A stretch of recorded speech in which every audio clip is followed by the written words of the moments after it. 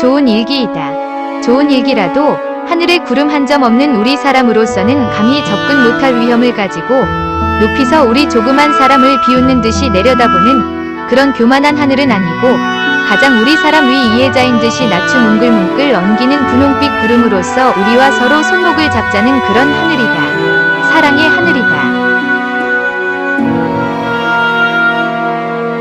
나는 잠시도 멎지 않고 푸른 물을 황해로 부어내리는 대동강을 향한 모란봉 기슭 새파랗게 돋아나는 풀 위에 뒹굴고 있었다. 이날은 3월 3일 대동강에 첫 뱃놀이하는 날이다.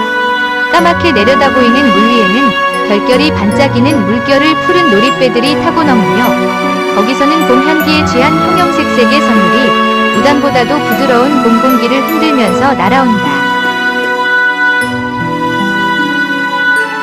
그리고 거기서 기생들의 노래와 함께 날아오는 조선아학은 느리게, 길게, 유장하게, 부드럽게, 그리고 또 애처롭게 모든 봄의 정다움과 끝까지 좋아하지 않고는 안 두겠다는 듯이 대동강에 흐르는 시꺼먼 봄물, 청류벽에 돋아나는 푸르른 푸러움, 심지어 사람의 가슴 속에 봄에 뛰노는 불붙는 핏줄기까지라도 습기 많은 봄 공기를 다리 놓고 떨리지 않고는 두지 않는다.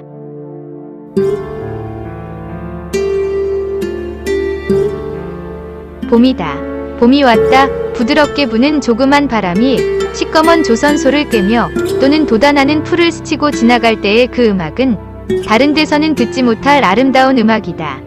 아, 사람을 취케 하는 푸르른 봄의 아름다움이여. 15살부터의 동경생활에 마음껏 이런 봄을 보지 못하였던 나는 늘 이것을 보는 사람보다 고비상의 감명을 여기서 받지 않을 수 없다.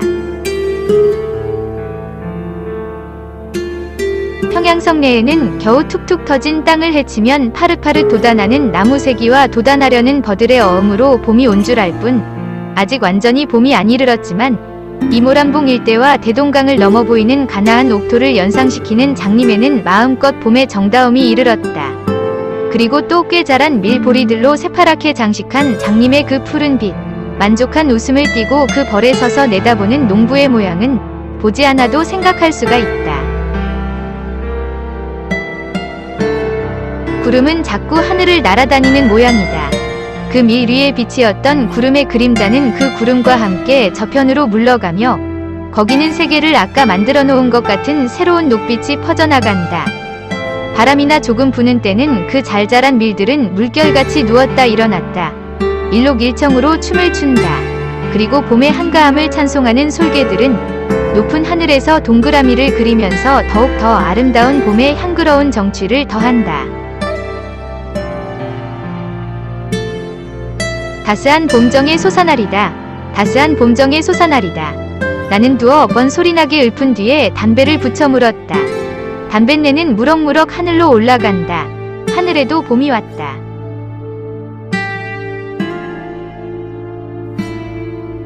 하늘은 낮았다. 모란봉 꼭대기에 올라가면 넉넉히 만질 수가 있으리만큼 하늘은 낮다. 그리고 그 낮은 하늘보다는 오히려 더 높이 있는 듯한 분홍빛 구름은 뭉글뭉글 엉기면서 이리저리 날아다닌다.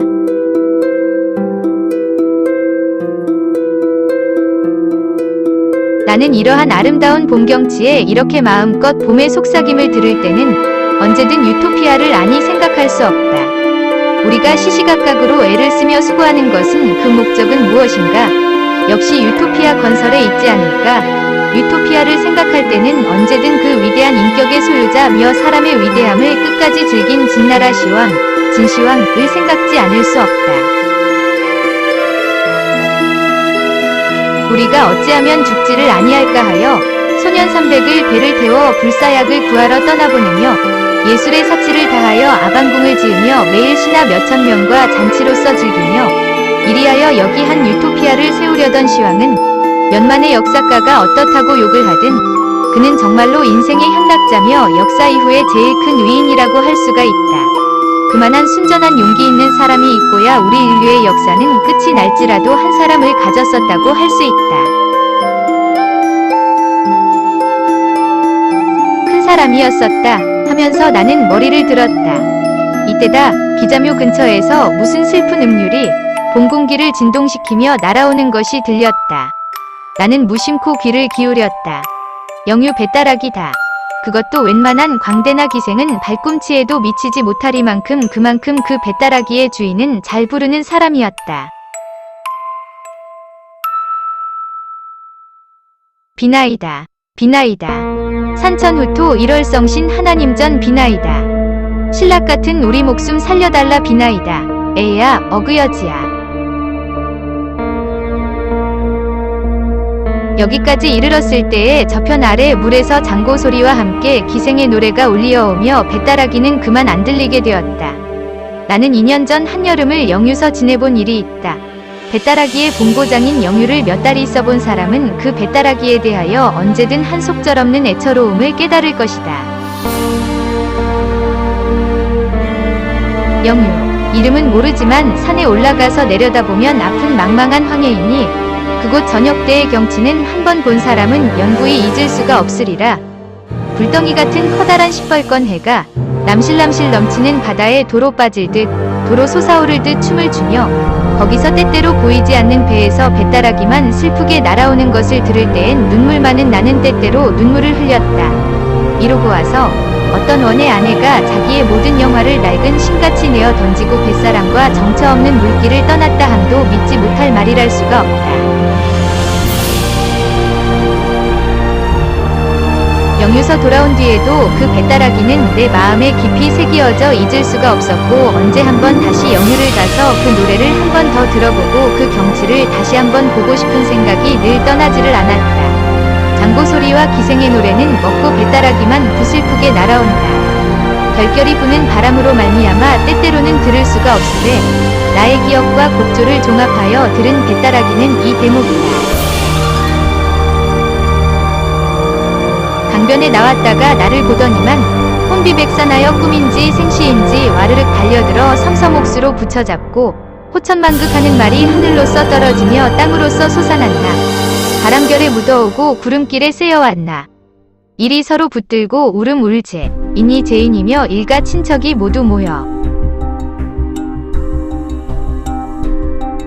여기까지 들은 나는 마침내 참지 못하고 벌떡 일어서서 소나무 가지에 걸었던 모자를 내려쓰고 그곳을 찾으러 모란봉 꼭대기에 올라섰다. 꼭대기는 좀 더 노래소리가 잘 들린다. 그는 배따라기의 맨 마지막 여기를 부른다. 밥을 빌어서 죽을 술지라도 제발 덕분에 뱃놈 노릇은 하지 마라. 에야 어그여지야. 그의 소리로써 방향을 찾으려던 나는 그만 그 자리에 섰다. 어딘가 기자묘 혹은 을밀대. 그러나 나는 오래 서 있을 수가 없었다. 어떻든 찾아보자 하고 현무문으로 가서 문 밖에 썩 나섰다. 기자묘의 깊은 솔밭은 눈앞에 쫙 퍼진다. 어딘가 나는 또 물어보았다. 이때에 그는 또다시 배따라기를 시초부터 부른다. 그 소리는 왼편에서 온다. 왼편이구나 하면서 소리나는 곳을 더듬어서 소나무 틈으로 한참 돌다가 겨우 기자묘 치고는 그중 하늘이 넓고 밝은 곳에 혼자서 뒹굴고 있는 그를 찾아내었다. 나의 생각한 바와 같은 얼굴이다. 얼굴, 코, 입, 눈, 몸집이 모두 네모나고 그의 이마에 굵은 주름살과 시꺼먼 눈썹은 고생 많이 함과 순진한 성격을 나타낸다. 그는 어떤 신사가 자기를 들여다보는 것을 보고 노래를 그치고 일어나 앉는다. 왜, 그냥 하지요. 하면서 나는 그의 곁에 가 앉았다. 멉 한뿐 그는 눈을 들어서 터진 하늘을 쳐다본다. 좋은 눈이었다. 바다의 넓고 큼이 유감없이 그의 눈에 나타나 있다. 그는 뱃사람이라 나는 짐작하였다. 고향이 영유요? 예, 영유서 나기는 했디만 한 20년 영윤 가보디도 안하시오. 왜 20년씩 고향을 안 가요? 사람의 일이라니 마음대로 됩대까? 그는 왜 그러는지 한숨을 짓는다. 거저 운명이 대일 힘셉디다. 운명의 힘이 제일 세다는 그의 소리는 사귀지 못할 원함과 뉘우침이 섞여 있다. 그래요. 나는 다만 그를 건너다 볼 뿐이다. 한참 잠잠하니 있다가 나는 다시 말하였다. 자, 노형의 경험담이나 한번 들어봅시다. 감출 일이 아니면 한번 이야기해보소. 감출 일은 그럼 어디 들어봅시다 그려. 그는 다시 하늘을 쳐다보았다. 그러나 좀 있다가 하디요 하면서 내가 담배를 붙이는 것을 보고 자기도 담배를 붙여 물고 이야기를 꺼낸다. 잊히지도 않는 19년 전 8월 열하룻날 일인데요. 하면서 그가 이야기한 바는 대략 이와 같은 것이다. 그의 살던 마을은 영유고을서 한 20리 떠나 있는 바다를 향한 조그만 어촌이다. 그의 살던 조그만 마을 30집쯤 되는 에서는 그는 꽤 유명한 사람이었다. 그의 부모는 모두 10대세 났을 때 돌아갔고 남은 사람이라고는 곁집에 딴살림하는 그의 아우 부처와 그 자기 부처뿐이었다. 그들 형제가 그 마을에서 제일 부자이고 또 제일 고기잡이를 잘하였고 그중 글이 있었고 배따라기도 그 마을에서 빼나게 그 형제가 잘 불렀다. 말하자면 그 형제가 그 동네의 대표적 사람이었다. 8월 보름은 추석 명절이다. 8월 열하룻날 그는 명절에 쓸 장도 볼 겸 그의 아내가 늘 부러워하는 거울도 하나 사올 겸 장으로 향하였다. 당손네 집에 있는 것보다 큰 거이요 잊지 말고요. 그의 아내는 길까지 따라 나오면서 잊지 않도록 부탁하였다. 아니죠. 하면서 그는 떠오르는 새빨간 햇빛을 앞으로 받으면서 자기 마을을 나섰다. 그는 아내를 이렇게 말하기는 우습지만 고아했다. 그의 아내는 촌에서는 드물도록 연연하고도 예쁘게 생겼다. 그는 나에게 이렇게 말하였다. 성내 평양 된주골 발보촌을 가도 그만한 거 쉽디 않카시여. 그러니까 촌에서는 그리고 그 당시에는 남에게 우습게 보이도록 그 내외의 사이는 좋았다. 늙은이들은 계집에게 혹하지 말라고 흔히 그에게 권고하였다. 부처의 사이는 좋았지만 아니 오히려 좋음으로 그는 아내에게 셈을 많이 하였다. 그리고 그의 아내는 시기를 받을 일을 많이 하였다. 품행이 나쁘다는 것이 아니라 그의 아내는 대단히 천진스럽고 쾌활한 성질로서 아무에게나 말 잘하고 애교를 잘 부렸다. 그 동네에서는 무슨 명절이나 되면 집이 그중 정결함을 핑계삼아 젊은이들은 모두 그의 집에 모이고 하였다. 그 젊은이들은 모두 그의 아내에게 아즈마니라 부르고 그의 아내는 아내라 아즈바니 아즈바니 하며 그들과 짓거리고 즐기며 그 웃기 잘하는 입에는 늘 웃음을 흘리고 있었다. 그럴 때마다 그는 한편 구석에서 눈만 할끈거리며 있다가 젊은이들이 돌아간 뒤에는 불문곡직하고 아내에게 덤비어들어 발길로 차고 때리며 이전에 사다 주었던 것을 모두 걷어올린다. 싸움을 할 때에는 언제든 곁집에 있는 아우 부처가 말리러 오며 그렇게 되면 언제든 그는 아우 부처까지 때려주었다. 그가 아우에게 그렇게 구는 데는 이유가 있었다. 그의 아우는 시골 사람에게는 쉽지 않도록 늠름한 위험이 있었고 매일 바닷바람을 쏘였지만 얼굴이 희었다. 이것뿐으로도 시기가 된다 하면 되지만 특별히 아내가 그의 아우에게 친절히 하는 데는 그는 속이 끓어 못 견디었다. 그가 영유를 떠나기 반년 전쯤, 다시 말하자면 그가 거울을 사러 장에 갈 때부터 반년 전쯤 그의 생일날이었다. 그의 집에서는 음식을 차려서 잘 먹었는데 그에게는 괴상한 버릇이 있었으니 맛있는 음식은 남겨두었다가 좀 이따 먹고 하는 것이 습관이었다. 그의 아내도 이 버릇은 잘 알 터인데 그의 아우가 점심때쯤 오니까 아까 그가 아껴서 남겨두었던 그 음식을 아우에게 주려 하였다. 그는 눈을 부릅뜨고 못 주리라 고 아무하였지만 아내는 그것을 보았는지 못 보았는지 그의 아우에게 주어버렸다. 그는 마음속이 잠옷 편치 못하였다. 트집만 있으면 인연을 그는 마음먹었다.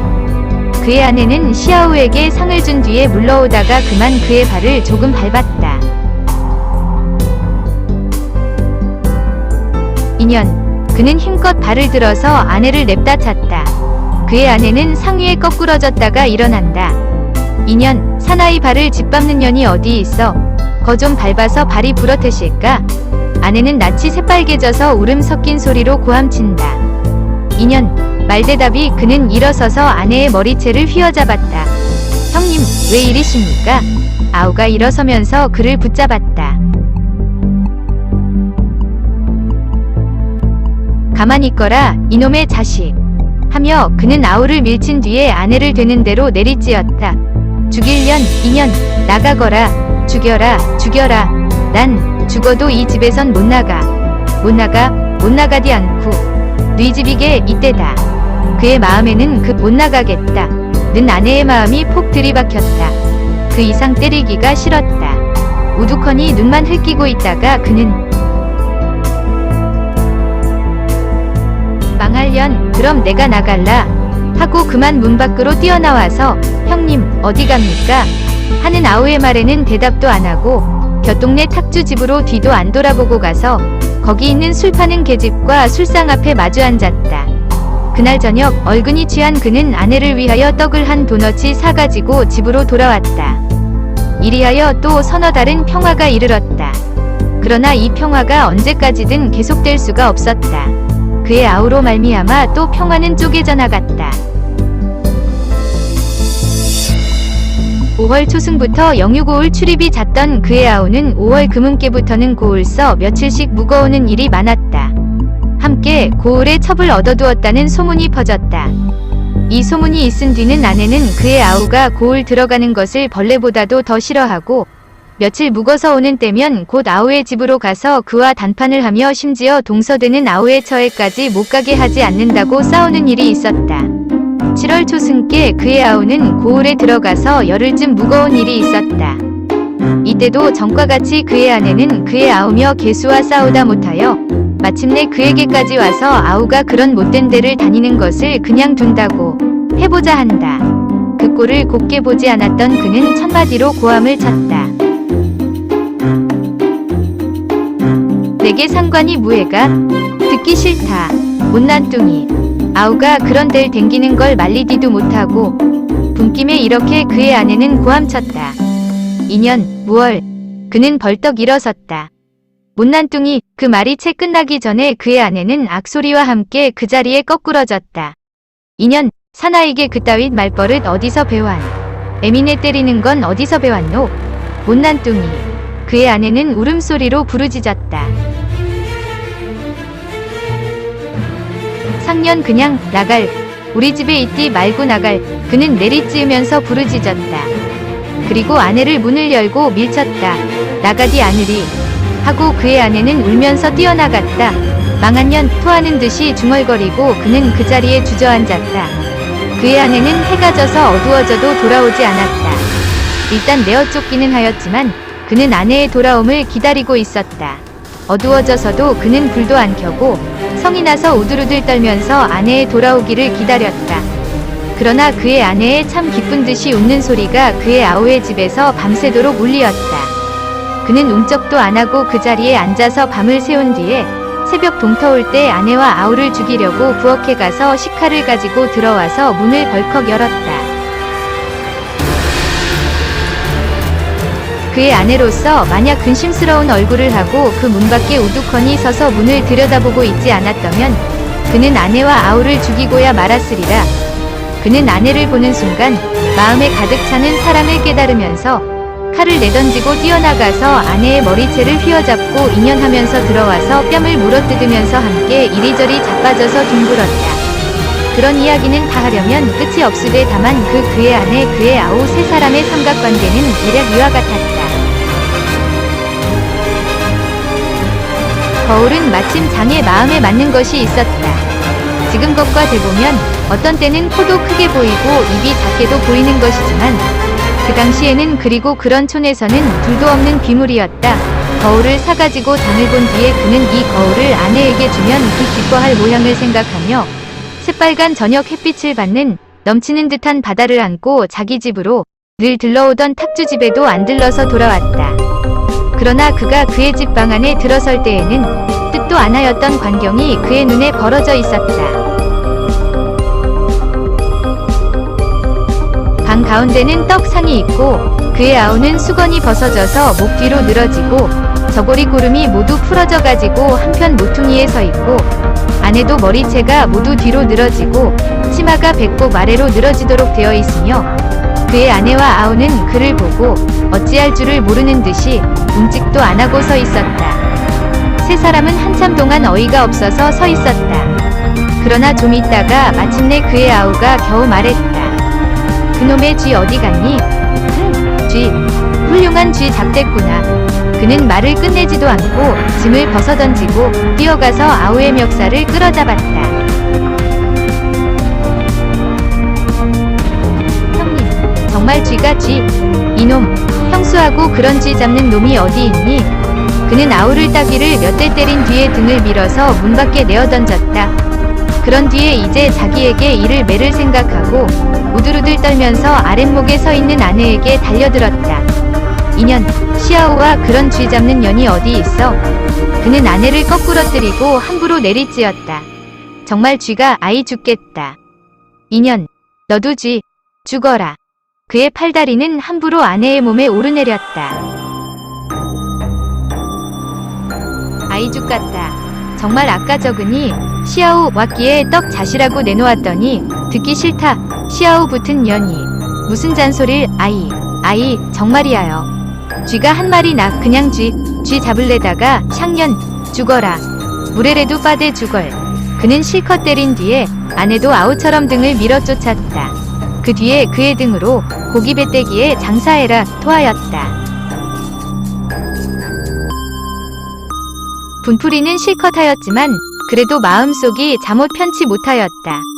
그는 아랫목으로 가서 바람벽을 의지하고 실신한 사람같이 우두커니 서서 떡상만 들여다보고 있었다. 1시간, 2시간 서편으로 바다를 향한 마을이라 다른 곳보다는 늦게 어둡지만 그래도 술시쯤 되어서는 캄캄하니 어두웠다. 그는 불을 켜려고 바람벽에서 떠나 성냥을 찾으러 돌아갔다. 성냥은 늘 있던 자리에 있지 않았다. 그래서 여기저기 뒤적이노라니까 어떤 낡은 옷 뭉치를 들칠 때에 문득 쥐 소리가 나면서 무엇이 후더덕 튀어나온다. 그리하여 저편으로 기어서 도망한다. 역시 쥐됐구나. 그는 조그만 소리로 부르짖었다.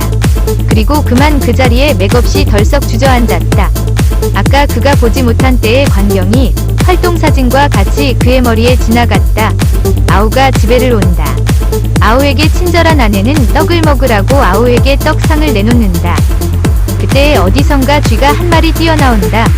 둘, 아우와 아내, 이선은 쥐를 잡느라고 돌아간다. 한참 성화시키던 쥐는 어느 구석에 숨어버린다.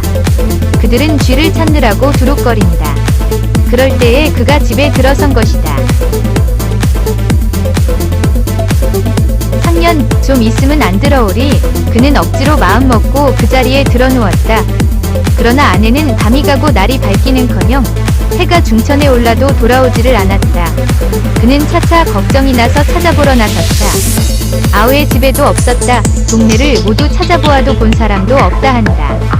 그리하여 낮쯤 한 3살이 내려가서 바닷가에서 겨우 아내를 찾기는 찾았지만 그 아내는 이전 같은 생기로 찬 산 아내가 아니요. 몸은 물에 불어서 곱이나 크게 되고 이전에 늘 웃음을 흘리던 예쁜 입에는 거품을 잔뜩 물은 죽은 아내였다.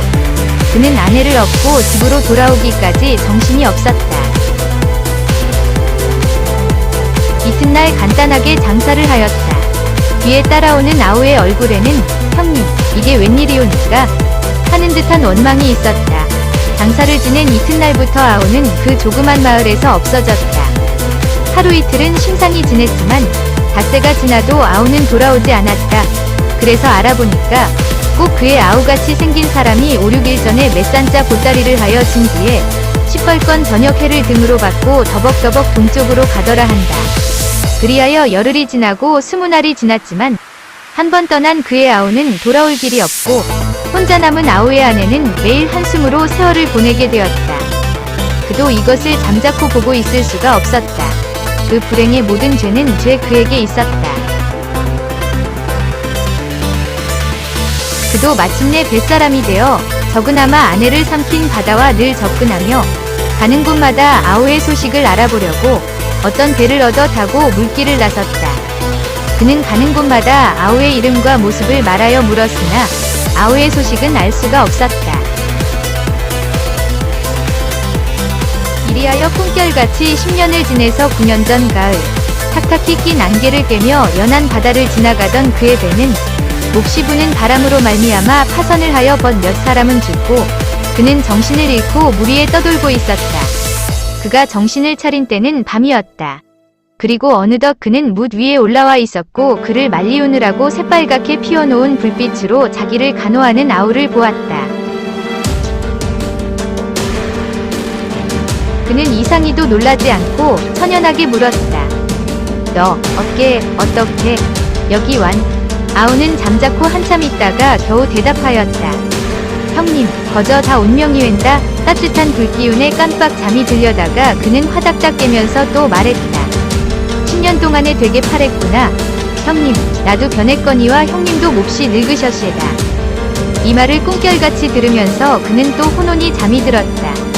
그리하여 두어 시간, 꿀보다도 단 잠을 잔 뒤에 깨어보니 아까같이 빨간 불은 피어있지만 아우는 어디로 갔는지 없어졌다.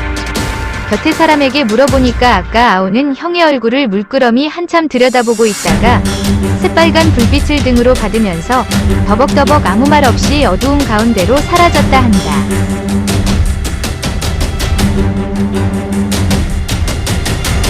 이튿날 아무리 알아보아야 그의 아우는 동적이 없어지고 알 수 없으므로 그는 할 일 없이 다른 배를 얻어 타고 또 물길을 떠났다. 그리하여 그의 배가 해주에 이르렀을 때 그는 해주장에 들어가서 무엇을 사려다가 저편 맞은편 가게에 걸핏 그의 아우 같은 사람이 있으므로 뛰어가서 보니 그는 벌써 없어졌다. 배가 해주에는 오래 머물지 않으므로 그는 마음은 해주에 남겨두고 또다시 바닷길을 떠났다.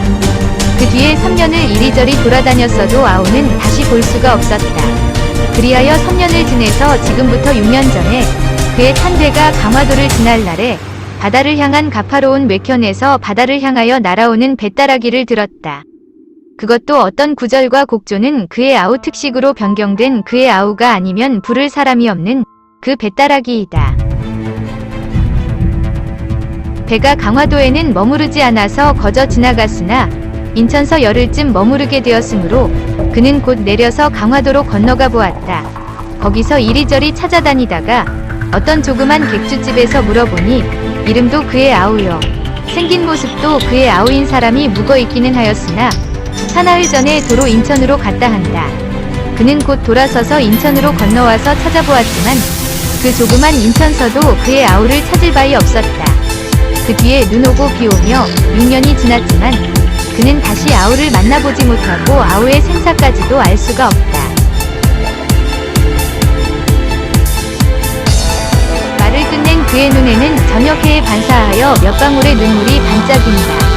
나는 한참 있다가 겨우 물었다. 노형계수는 모르지요. 20년을 영유는 안 가봤으니까요. 노형은 이제 어디로 갈까요? 그것도 모르지요. 병처가 있나요? 바람 부는 대로 몰려댕기지요. 그는 다시 한번 나를 위하여 배따라기를 불렀다. 아, 그 속에 담겨있는 사귀지 못할 미우침, 바다에 대한 애처로운 그리움. 노래를 끝낸 다음에 그는 일어서서 시뻘건 저녁해를 잔뜩 등으로 받고 을밀대로 향하여 더벅더벅 걸어간다. 나는 그를 말릴 힘이 없어서 멀거니 그의 등만 바라보고 앉아 있었다.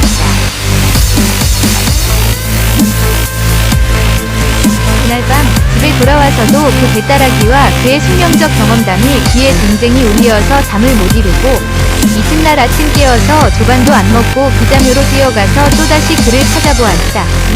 그가 어제 깔고 앉았던 불은 모두 한편으로 누워서 그가 다녀감을 기념하되 그는 그 근처에 보이지 않았다.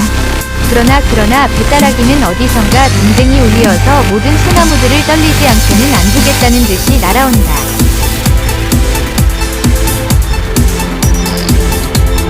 모란봉이다. 모란봉에 있다.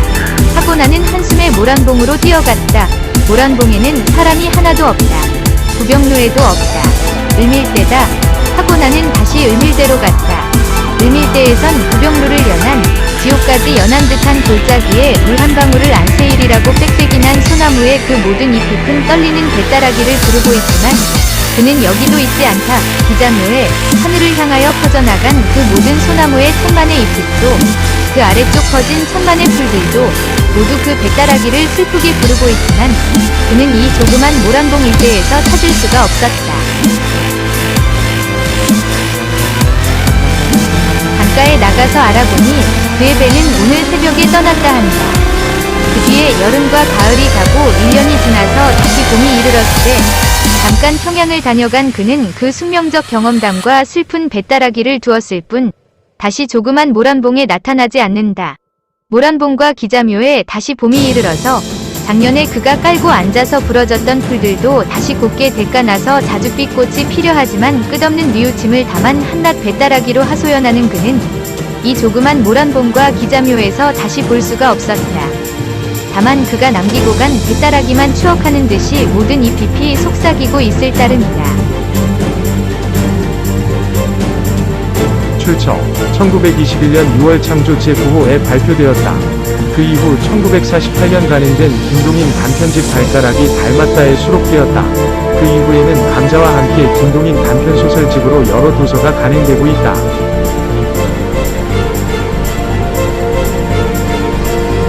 이 소설의 의의와 주제. 이 소설은 감자와 함께 김동인의 대표적인 자연주의 계열의 작품이다. 향토적이고 낭만적인 정서가 담긴 우수작이다. 김동인이 스스로 이 최초의 단편소설인 동시에 조선에 있어서 조선글, 조선말로 된 최초의 단편소설일 것이다 라고 말할 정도로 단편의 기본 형태를 갖춘 한국 최초의 작품이다. 그만큼 문학사적 가치가 있다. 이 소설의 주제는 무엇일까? 뱃다라기를 잘 부르는 것으로 보아 고향이 영유인 듯한데 그에게 물으니 고향에 20년 정도를 못 가봤다고 한다. 왜 고향을 못 갔냐는 질문에 그는 거저 운명이 대일 힘셉대다 라고 탄식한다. 결국 이 소설의 주제는 운명의 힘을 거역하지 못하는 인간의 비애라고 할 수 있다. 쥐잡이 오해와 같은 우연에 의해 일상생활은 파탄을 맞이할 수 있다는 그 어떤 운명론을 심리적, 문학적으로 형상화하였다. 김동인 뱃다라기 전문 및 해설 무명 시인은